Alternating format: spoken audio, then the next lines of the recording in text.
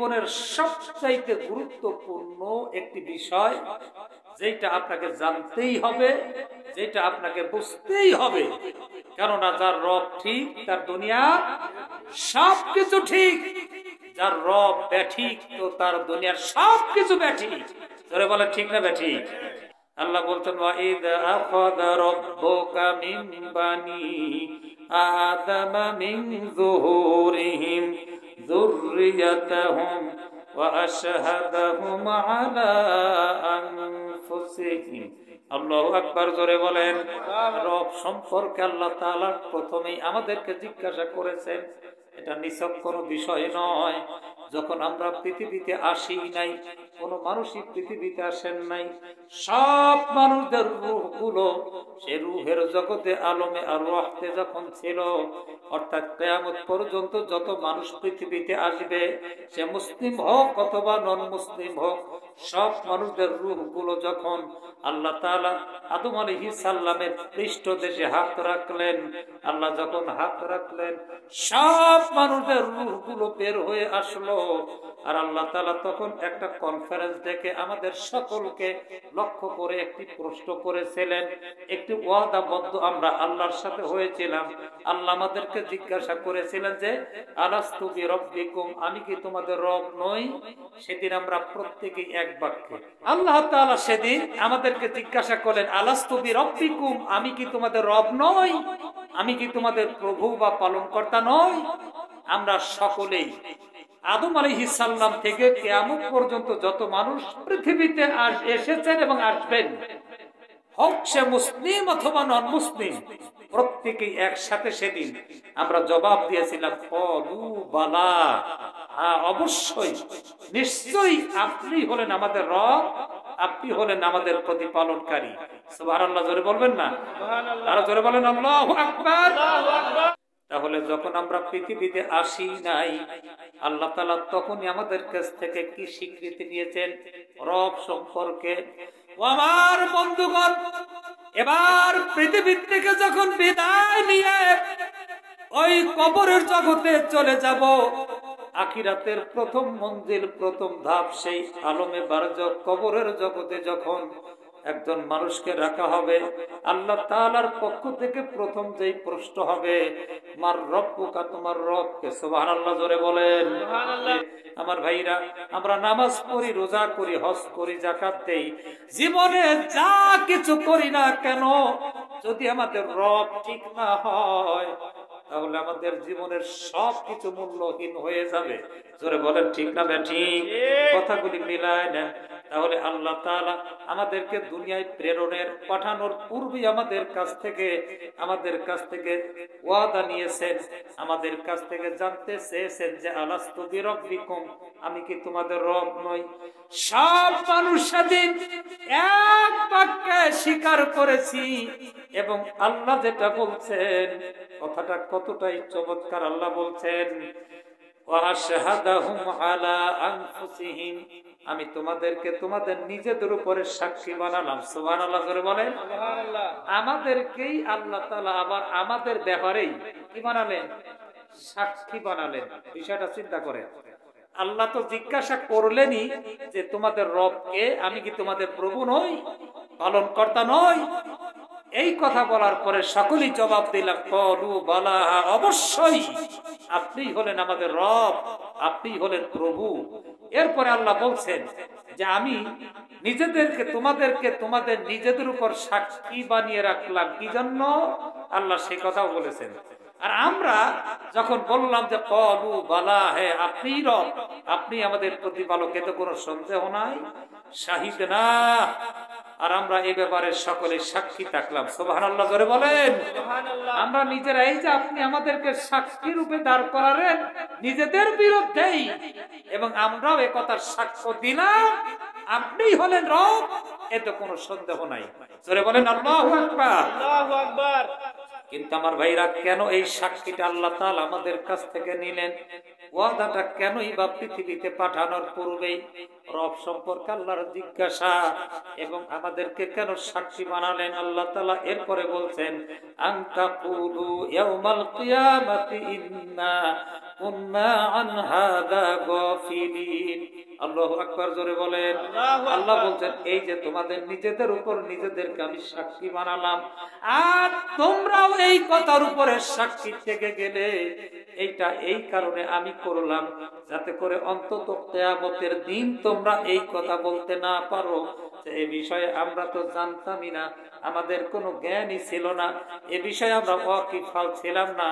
এই কথা বলার অন্তত সুযোগ যেন তোমরা সেই দিনে না পাও, এই জন্য আমি আল্লাহ তাআলা তোমাদেরকে তোমাদের উপরেই সাক্ষী বানিয়ে আমি তোমাদের কাছ থেকে ওয়াদা নিলাম। আর তোমরা ওয়াদাবদ্ধ হলে, ও আমার ভাইরা, সেই ওয়াদা নিয়ে আল্লাহ তাআলা বান্দাকে যখন পৃথিবীতে প্রেরণ করলেন, এরপরে আর পৃথিবীতে নবী এবং রাসূলদেরকে পাঠানোর কোনো যৌক্তিকতাই ছিল না। কেননা আমরা নিজেরাই সেদিন আল্লাহর কাছে ওয়াদাবদ্ধ হয়ে এসেছি, অঙ্গীকার করে এসেছি, আর আল্লাহ আমাদের কাছ থেকে অঙ্গীকার নিয়ে, ওয়াদা নিয়ে এরপরে পৃথিবীতে ছেড়েছেন যে আল্লাহই হলেন আমাদের রব, তিনি হলেন প্রভু, তিনি হলেন প্রতিপালনকারী। আল্লাহ হলেন রহমান, আর রহমান আল্লামাল কুরআন খালাকাল ইনসান। আল্লাহ বলছেন, আমি রহমান, তোমাদের উপর ইহসান করেছি, বড় দয়া করে আবারও পৃথিবীতে নবী এবং রাসূলদেরকে পাঠিয়ে সেই পূর্বের কথাটা, যেটা তোমরা আমাদের সাথে ওয়াদাবদ্ধ হয়েছিলে, সেই কথাটা আমি আবার নবী এবং রাসূলদের মাধ্যমে তোমাদেরকে স্মরণ করিয়ে দিয়েছি। সুবহানাল্লাহ, জোরে বলবেন না? পৃথিবীতে নবী এবং রাসূলদেরকে পাঠিয়ে সেই কথাটি শুধুমাত্র স্মরণ করিয়ে দিয়ে আমাদের উপর আবার আল্লাহ ইহসান করলেন। পৃথিবীতে আসার আগেই আমাদের কাছ থেকে আল্লাহ তাআলা ওয়াদা নিলেন, এবং পৃথিবীর থেকে বিদায় হওয়ার পরেও সর্বপ্রথম যেই বিষয়টার আল্লাহ তাআলা নিকট জিজ্ঞাসিত হব, ফেরেশতার মাধ্যমে আমাদেরকে প্রশ্ন করা হবে, মার রব্বুকা, তোমার রবকে। প্রথম প্রশ্ন কি? আল্লাহ তাআলা রব সম্পর্কে আপনাকে পৃথিবীতে আসার আগেই এ বিষয়ে ওয়াদাবদ্ধ করেছেন, আপনাকে আল্লাহ তাআলা ওয়াকিফাল করেছেন, জানিয়েছেন, আপনাকে সাক্ষী বানিয়ে ওয়াদা নিয়ে তারপরে পৃথিবীতে ছেড়েছেন। শুধু তাই নয়, পৃথিবীর কথা পরে আসছি, পৃথিবীর থেকে বিদায় হয়ে যখন ওই পরপরের জগতে কবর নামক সেই অন্ধকার গৃহে আপনি যখন যাবেন, প্রথম প্রশ্নই কিন্তু সেই রব সম্পর্কেই হবে। জোরে বলেন, ঠিক না? প্রথম প্রশ্ন কি সম্পর্ক হবে? জোরে বলেন, রব সম্পর্কে। এজন্য আমি বলি যে যার রব ঠিক, তো তার দুনিয়া সবকিছু ঠিক, যার রব ঠিক, তো তার দুনিয়ার সব কিছুই ঠিক। আল্লাহর নাম ৯৯টি, আল্লাহ তাআলার সবচেয়ে প্রিয় এবং আল্লাহর নিজের কাছে সবচেয়ে পছন্দনীয় যেই নাম, সেই নামটাই হলো আল্লাহ। জোরে বলেন না সুবহানাল্লাহ। সম্মানিত ভাইরা, আল্লাহ তাআলার সেই প্রিয় নামটি পবিত্র কোরআনুল কারীমে রব্বুল আলামিন আল্লাহ নামটি ব্যবহার করেছেন ২৬৯৮ বার। আল্লাহ নামটি আল্লাহ কোরআনে ব্যবহার করেছেন। আর গোটা কোরআনুল কারীমের মধ্যে আল্লাহর পরে সবচাইতে বেশি যেই নামটি আমার আল্লাহ তাআলা ব্যবহার করেছেন, সেই নামটাই হলো রব। সুবহানাল্লাহ বলবেন না? রব শব্দের অর্থ বিভিন্ন আয়াতে আল্লাহ তাআলা বিভিন্ন ভাবে করেছেন। রব মানে হলো প্রভু, রব মানে হলেন প্রতিপালনকারী, রব মানে বলেন প্রভু, মালিক, প্রতিপালনকারী। রব মানে আইনদাতা, রব মানে সৃষ্টিকর্তা, রব মানে বিধানদাতা। এভাবে রবের বিভিন্ন অর্থ কোরআনুল কারীমের মধ্যে আল্লাহ তাআলা বিভিন্ন আয়াতের মাধ্যমে বিভিন্ন অর্থ করেছেন। রব হলেন তিনি, যিনি সৃষ্টির শুরু থেকে সৃষ্টির বেড়ে ওঠার সাথে সাথে সৃষ্টির প্রয়োজন অনুসারে সৃষ্টির যোগ্যতা উপযুক্ততা বিবেচনা করে সৃষ্টির জন্য যখন যেটা যতটুকু প্রয়োজন, না চাইতেই সকল প্রয়োজন যিনি পূরণ করেন, তিনি হলেন রব। রবকে, রব হলেন তিনি, আবার বলছি, রব হলেন তিনি যিনি সৃষ্টির শুরু থেকে সৃষ্টির বেড়ে ওঠার সাথে সাথে সৃষ্টির জন্য যখন যেটা প্রয়োজন, যতটুকু প্রয়োজন, সৃষ্টির যোগ্যতা উপযুক্ততা বিবেচনা করে না চাইতে সব চাহিদা যিনি পূরণ করেন তার নাম হলো, জোরে বলবেন আল্লাহু আকবার। আল্লাহ তাআলা পবিত্র কোরআনুল কারীমের মধ্যে 978 বার শুধুমাত্র রব শব্দটি ব্যবহার করেছেন। আর যেই রব সম্পর্কে আল্লাহ তাআলা পৃথিবীতে আসার পূর্বেই আমাদেরকে আমাদের উপরে সাক্ষী বানিয়ে ওয়াদা নিয়েছেন, অঙ্গীকার নিয়েছেন, এবং পৃথিবীর থেকে বিদায় হওয়ার পরে আল্লাহ তাআলা কবরের জগতে প্রথম যেই প্রশ্নটি করা হবে, আমার রব্বুকা, তোমার রবকে, জোরে বলেন আল্লাহু আকবার। তাহলে রব সম্পর্কে যদি আমার জানা ভুল হয়, তাহলে আমার আমল যতই নিখুঁত হোক না কেন, এই আমল কিন্তু আল্লাহর কাছে গ্রহণযোগ্য হবে না। জোরে বলেন ঠিক না বেঠিক? সৃষ্টির শুরু থেকে শেষ পর্যন্ত বয়স বাড়ার সাথে সাথে সৃষ্টির যোগ্যতা উপযুক্ততা বিবেচনা করে সৃষ্টির জন্য যখন যেটা যতটুকু প্রয়োজন না চাইতেই সকল চাহিদা পূরণ করেন কে? জবাবটা জোরে হওয়া চাই, বলেন কে? কোরআনুল কারীমের মধ্যে আল্লাহ তাআলা শুরু করেছেন রব দিয়ে। আল্লাহ তাআলা সূরা ফাতিহা তো কোরআনুল কারীমের ভূমিকার সূরা, যখন আল্লাহ শুরু করলেন আল্লাহর ঘোষণাটা এরকম, আল্লাহর বর্ণনা, আলহামদুলিল্লাহি রাব্বিল আলামিন। আর জোরে বলেন আল্লাহু আকবার। আল্লাহ বলছেন সমস্ত প্রশংসা, যাবতীয় প্রশংসা, অর্থাৎ যতগুলো কৃতজ্ঞতা পাবার উপযুক্ত একমাত্র তিনি, যিনি হলেন রব্বিল আলামিন, সৃষ্টি জগৎ সমূহের, সৃষ্টি জগতের যিনি হলেন রব বা প্রতিপালনকারী, সেই আল্লাহর। সুবহানাল্লাহ, হয় না? আর জোরে বলবেন আল্লাহু আকবার। আল্লাহ তাআলা এখানে আলমের বহু বচন দিয়েছেন, আলামিন। আলমের বহু বচন কি? আলামিন। অর্থাৎ সৃষ্টি জগৎ সমূহের যত সৃষ্টি আছে, শুধু মানুষ নয় আর এই পৃথিবী নয়, এরকম যত পৃথিবী, যত জগৎ আছে, আর সেই জগৎগুলির যত সৃষ্টি আছে, এই সকল সৃষ্টি যিনি প্রতিপালনকারী, যিনি এই সকল সৃষ্টির দেখভাল করেন, এমনকি সকল চাহিদা না চাইতেই পূরণ করেন, তিনি হলেন আমার আল্লাহ, তিনি হলেন আমার রব। চিৎকার করে বলেন আল্লাহু আকবার।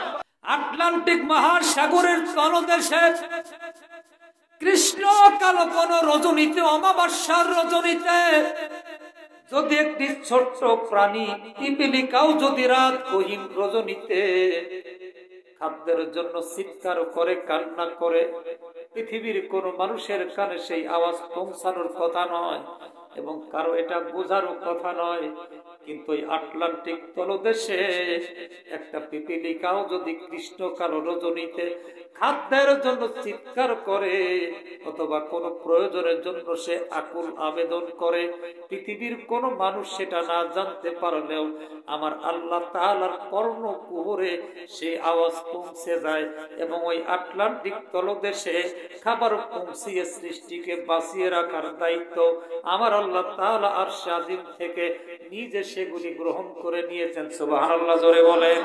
আল্লাহ আপনার জীবনের শুরু থেকে শেষ পরিণত পর্যন্ত যা কিছু প্রয়োজন হবে না চাইতে যেই আল্লাহ তাআলা সময়ের সাথে সাথে যেটা প্রয়োজন দিয়েছেন, যিনি সেই আল্লাহকে ছেড়ে নেতার পিছনে নিজেদের জীবনকে শেষ করে জাহান্নামের পথে চলা নিঃসন্দেহে কোনো মনুষ্যবোধ, মনুষ্যত্ববোধের কাজ হতে পারে না। আল্লাহ তাআলা তাই বলছেন, আলহামদুলিল্লাহি রাব্বিল আলামিন।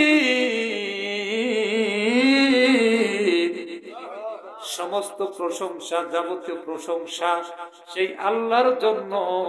সেই আল্লাহ আবার কে?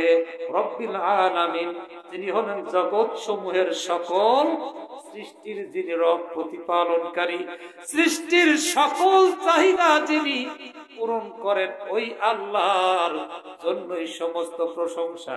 সুবহানাল্লাহ জোরে বলবেন না? আমার ভাইরা, শুধুমাত্র আলহামদুলিল্লাহি রাব্বিল আলামিন এই একটা আয়াতের ব্যাখ্যা করলেও সারা রাত করা যাবে। আল্লাহ তাআলা প্রথম যে নির্দেশ দিয়েছেন, অর্থাৎ পৃথিবীবাসীর জন্য আল্লাহর পক্ষ থেকে প্রথম যে নির্দেশনা বিশ্ব নবীর উপরে, সেই হেরা গুহায় 610 খ্রিস্টাব্দে যে নির্দেশনা আল্লাহ তাআলা দিয়েছিলেন, আল্লাহর বাণী ছিল ইকরা বিসমি রাব্বিকাল্লাযী খালাক। নবী হে, পড়ুন আপনার রবের নামে, যেই রব আপনাকে সৃষ্টি করেছেন। সুবহানাল্লাহ জোরে হবে না? প্রথম নির্দেশনা কি? নবী আপনি পড়ুন সেই রবের নামে, সেই রব আপনাকে সৃষ্টি করেছেন। জোরে বলবেন না সুবহানাল্লাহ? তাহলে রব শব্দের আরেকটা হলো সৃষ্টিকর্তা। রব মানে কি? সৃজনকারী, সৃষ্টিকর্তা। যেই রব আপনাকে বানিয়েছেন, সৃজন করেছেন, সেই রবের নামে আপনি পড়ুন। এখানে পৃথিবীতে প্রথম যেই নির্দেশনা পৃথিবীবাসীর জন্য আল্লাহর পক্ষ থেকে, সেই নির্দেশই হলো রবের নামে পড়া। সুবহানাল্লাহ জোরে বলুন। পবিত্র কোরআনুল কারীমের মধ্যে আল্লাহ তাআলা বিভিন্ন আয়াতে রবের বিভিন্ন অর্থ করেছেন। আর 978 বার শুধুমাত্র রব নামক শব্দটি আমার আল্লাহ তাআলা কোরআনুল কারীমের মধ্যে উল্লেখ করেছেন। আমার ভাইরা, যেটা দুনিয়ায় আসার আগে এবং পরে আমাদের কাছ থেকে জিজ্ঞাসা করেছেন, আমরা ওয়াদাবদ্ধ হয়েছি কবরের জগতেও সেই বিষয়টার উপরই আমাদেরকে প্রশ্ন করা হবে। এবার আসল পৃথিবীতে এসে আমরা যদি সেই রবকে চিনতে না পারি, সেই রব সম্পর্কে আমরা যদি সঠিক জ্ঞান লাভ করতে না পারি, আর সঠিক বুঝ যদি আমাদের মধ্যে তৈরি না হয়, তাহলে আমাদের জীবন কিন্তু বৃথা হয়ে যাবে। তোরে বলেন ঠিক না বেঠিক? দৈনন্দিন জীবনে আমরা এই আজকে ঘুমাতে যাব, রাত 12টাই হোক 1টাই হোক, যখন আপনি ঘুমান, আবার যখন সকালে আপনি জাগবেন, সকালে ঘুম থেকে ওঠা পর্যন্ত, আবার পরবর্তী দিন ঘুমাইতে যাওয়া পর্যন্ত, প্রত্যেকটা মুহূর্তেই একজন মুমিনের জন্য, একজন মুসলমানের জন্য বিশ্ব নবীর আদর্শ তথা সুন্নাহ জীবনের সব ক্ষেত্রে রয়ে গেছেন। অর্থাৎ আল্লাহর নির্দেশনা রয়েছে এবং সেই মোতাবেক রাসূলুল্লাহর আদর্শ তথা সুন্নাহ আছে না নাই? জোরে বলে আছে। জীবনের কোন ক্ষেত্রেই রাসূলুল্লাহ আমাদের জন্য, জীবনের এমন কোন ক্ষেত্রে নাই যেখানে তিনি আমাদের জন্য আদর্শ রেখে যান নাই। আল্লাহ তাআলা কোরআনুল কারীমের মধ্যে বলছেন, ইত্তাখাযু আহবারহুম ওয়া রুহবানাহুম আরবাবাম মিন দুনিল্লাহ। জোরে বলেন আল্লাহু আকবার। আমার আল্লাহ তাআলা বলেন, আহলে কিতাব ইহুদি খ্রিস্টানদের জন্য আল্লাহ তাআলা এই কথা বলছেন, ইত্তাখাযু আহবারহুম ওয়া রুহবানাহুম আরবাবাম মিন দুনিল্লাহ। তোমরা আল্লাহকে ছেড়ে তোমাদের আহবার এবং রুহবান এদেরকে রব বলে গ্রহণ করে নিও না। আহবার আর রুহবান বলতে এক কথায় ধর্মীয় পণ্ডিত যারা, ধর্মীয় যাজক যারা, এতটুকু বললেই যথেষ্ট। যারা ধর্মীয় পণ্ডিত, ধর্মীয় জ্ঞানে যারা জ্ঞানী, অর্থাৎ আলেম বলেন, পীর বলেন, শায়েখ বলেন, যাই বলেন না কেন, আমাদের ধর্ম গুরু যারা, ধর্মীয় গুরু যারা, তাদেরকে বোঝানো হয়। ইহুদি খ্রিস্টানদের মাঝে তাদেরকে আহবার এবং রুহবান বলা হতো। আল্লাহ বলছে যে আল্লাহকে ছেড়ে তোমরা তোমাদের আহবার এবং রুহবানদেরকে রব বলে গ্রহণ করে নিও না। মুহাম্মদ সাল্লাল্লাহু আলাইহি ওয়াসাল্লাম যখন এই আয়াত তেলাওয়াত করতেছিলেন, হযরত আদি ইবনে হাতেম, নাম শুনেছেন? বলেন তো কে সে? হাতেম তাইর নাম শোনেন নাই? সেই হাতেম তাইয়ের ছেলে হলো আদি ইবনে হাতেম। হাতেম তাইর নাম শোনে নাই এমন লোক তো পৃথিবীতে নাই। আদি ইবনে হাতেম রাদিয়াল্লাহু তাআলা আনহু, তিনি তখন মুসলমান হয়েছেন। তিনি জিজ্ঞাসা করলেন, ইয়া রাসূলুল্লাহ, আমরা তো আমাদের আলেমদেরকে, আমাদের ধর্মীয় পণ্ডিতদেরকে আমরা আল্লাহকে ছেড়ে তাদেরকে রব বানাই নাই। আদি ইবনে হাতেম রাদিয়াল্লাহু তাআলা আনহু তিনি বললেন, ইয়া রাসূলুল্লাহ, আমরা আমাদের আলেমদেরকে, ধর্মীয় পণ্ডিত, ধর্মীয় যাজকদেরকে আল্লাহর পরিবর্তে রব বানাই নেই। রসুল বললেন, ঠিক আছে, তোমাদের ধর্মীয় পণ্ডিত যারা, আলেম হোক, পীর হোক, শায়েখ হোক, দলীয় লিডার হোক, তারা যদি আল্লাহ যেইটা হালাল করেছেন তাকে হারাম বলে, এবং আল্লাহ যেইটা হারাম করেছেন তারা যদি সেইটাকে হালাল বলে, এক কথায় আল্লাহ এবং রসুল যা বলেছেন তার উল্টা বলেন। কথা কি বুঝলেন? আল্লাহ এবং তার রসুল যা বলেছেন তার উল্টাটা তারা বলেন, তখন কি তোমরা এইটা মেনে নাও না? হযরত আদী ইবনে হাতেম বলেন, ইয়া রাসূলুল্লাহ, হ্যাঁ আমরা এইটা করি। রসুল তখন বললেন, এইটাই হলো আল্লাহর পরিবর্তে তাদেরকে রব বানার শামিল। জোরে বলেন নাউজুবিল্লাহ। তো আমরা যারা ধর্মকে মানি, দ্বীনকে মানি, আল্লাহর ইসলামকে মানি, আমরা এমন অন্ধত্ব বিশ্বাস করতে কখনো পারি না। আমার পীর যেটা বলবে সেটা যদি আল্লাহ এবং তার রসুলের সুন্নাত আদর্শের বিপক্ষে যায়, আল্লাহ এবং রসুলের কথার আপনার বিপক্ষে চলে যায়, সেইটা গ্রহণ করার অর্থই হলো আল্লাহকে বাদ দিয়ে সে তার নেতা, তার পীর, তার শায়েখ যাই বলেন না কেন, তাকে রব বানার শামিল হয়ে যায়। তোরে বলেন ঠিক না ঠিক? ব্যক্তি দৈনন্দিন জীবনে 5 ওয়াক্ত নামাজের মধ্যে, শুধুমাত্র 5 ওয়াক্ত নামাজের মধ্যে আল্লাহ তাআলা একজন বান্দার কাছ থেকে প্রতিদিন কমপক্ষে 3 থেকে 350 বার শুধুমাত্র রবের স্বীকৃতি নিয়ে থাকেন। সুবহানাল্লাহ, জোরে হয় না? 3 থেকে 350 বার শুধুমাত্র রবের স্বীকৃতি, শুধুমাত্র কিসের মাধ্যমে? নামাজের মাধ্যমে আল্লাহ তাআলা প্রতিদিন বান্দার কাছ থেকে নিয়ে থাকে। জোরে বলেন আল্লাহু আকবার। একজন বান্দার নিকট থেকে আমার আল্লাহ তাআলা 5 ওয়াক্ত নামাজের মাধ্যমে কমপক্ষে 3 থেকে 350 বার শুধুমাত্র কিসের স্বীকৃতি নেন? বলেন, রবের স্বীকৃতি নিয়ে থাকেন। আমার ভাইরা, এজন্যই তো আল্লাহ তাআলা কোরআনুল কারীমে সূরা হামিম সিজদার মধ্যে বলেছেন, ইন্নাল্লাযীনা ক্বালু রাব্বুনাল্লাহু সুম্মা ইসতাকামু তাতানাজ্জালু আলাইহিমুল মালাইকা। জোরে বলেন আল্লাহু আকবার। ও আমার বন্ধুগণ, আল্লাহ তাআলা কতটা চমৎকার ভাবে বলছেন, ইন্নাল্লাযীনা ক্বালু, নিশ্চয়ই যারা দুনিয়ার জমিনে, এই পৃথিবীতে যারা বলবে, এই ঘোষণা দিবে, রব্বুনাল্লাহ, নিশ্চয়ই আমার রব হলেন আল্লাহ। সুবহানাল্লাহ, জোরে বলেন সুবহানাল্লাহ। নিশ্চয়ই আমার রব হলেন আল্লাহ, এই ঘোষণা যে দিবে, এবং এই ঘোষণা দিয়েই তারা ক্ষান্ত হবে না, তারা এটার উপর অটল থাকবে, ইস্তিকামাত থাকবে, মজবুত থাকবে। অর্থাৎ ঝড় আসুক, তুফান আসুক, টর্নেডো আসুক, সাইক্লোন আসুক, জেলে যাওয়া লাগ, ফাঁসি যাওয়া লাগতে পারে, আমার ভাইরা জীবন চলে যেতে পারে, এই কথার উপর থেকে কখনো সে দূরে সরে যাবে না। ইস্তিকামাত থাকবে, মজবুত থাকবে, অটল থাকবে, এর উপরে সে মৃত্যুবরণ করবে। আল্লাহ বলছেন, তাতানাজ্জালু আলাইহিমুল মালাইকা, তার জন্য আসমান থেকে রহমতের ফেরেশতা নাজিল করে দেওয়া হবে। সুবহানাল্লাহ, জোরে বলেন না? ইমাম আবু হানিফা, ইমাম মালিক রাহিমাহুল্লাহ, ইমাম আহমদ ইবনে হাম্বল রাহিমাহুমুল্লাহ, তাদের জিন্দেগিতে জালিমেরা তাদের নির্যাতন করেছে, কষ্ট দিয়েছে। এমনকি ইমাম আবু হানিফাকে তো জেলের মধ্যে বিষ পান করে হত্যা পর্যন্ত করেছে। এই নির্যাতন তাদের উপর হয়েছে, ইতিহাস জানে, সারা দুনিয়ার মানুষ সেগুলি জানে। কিন্তু তারপরেও তাদেরকে এক চুল পরিমাণ রবের থেকে দূরে সরানো যায়নি। জোরে বলেন ঠিক না ঠিক? এক যুগের বেশি হলো ওই অন্ধকার প্রকোষ্ঠের মধ্যে থেকে অসুস্থ অবস্থায় আল্লাহ তাআলা তাকে বাঁচিয়ে রেখে মৃত্যুর আগের দিন পর্যন্ত পৃথিবীবাসীদেরকে যেই হাসি উপহার দিয়েছেন, গোটা দুনিয়া এটা কোনোদিনও ভুলতে পারবে না।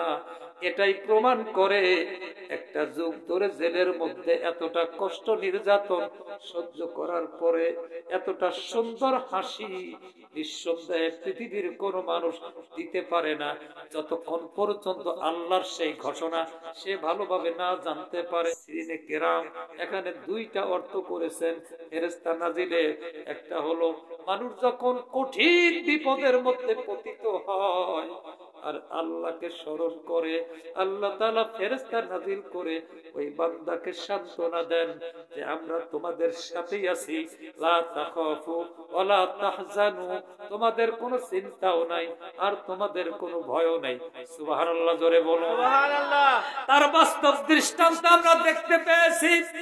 বিশ্ব বরেণ্য মুফাসসির আল্লামা দেলওয়ার হোসেন সাইদি রাহিমাহুল্লাহ একটা যুগ ধরে অন্ধকার প্রকোষ্ঠে হাজার নির্যাতন সহ্য করার পরে অসুস্থ একজন ব্যক্তি মৃত্যুর আগের দিন পর্যন্ত যেই হাস্যোজ্জ্বল হাসিটা পৃথিবীবাসীদেরকে উপহার দিয়েছে, আল্লাহর এই আয়াত প্রমাণ করে নিঃসন্দেহে রব্বুল আলামিন ফেরেশতা নাজিল করে তাদেরকে সান্ত্বনা দেন যে তোমার কোনো ভয়ও নাই, কোনো দুশ্চিন্তাও নাই, আমরা তোমাদের সঙ্গে রয়েছি। সুবহানাল্লাহ, জোরে বলো সুবহানাল্লাহ। ও আমার ভাইরা, এই একবিংশ শতাব্দীতে এটা প্রমাণ হয়ে গেল আল্লাহর এই আয়াত সত্য। সত্যিকার অর্থেই যারা রবকে স্বীকার করে নেয় এবং হাজারো দুঃখ কষ্টের মধ্যে, জেল জুলুম নির্যাতনের মধ্যেও যারা এর উপরে অবিচল থাকে, আল্লাহ তাআলা তাদের উপরে ফেরেশতা নাজিল করে সান্ত্বনা দেন, তাদের কোনো ভয়ও নাই, দুঃখও নাই। আল্লাহ তাআলা আরো বলেছেন, তোমাদের জন্য যেই জান্নাতের সুসংবাদ আল্লাহ তাআলা দিয়েছেন, ওয়াদা করেছেন, সেই জান্নাতের সুসংবাদ তোমরা গ্রহণ করে নাও। জোরে কন্যা সুবহানাল্লাহ।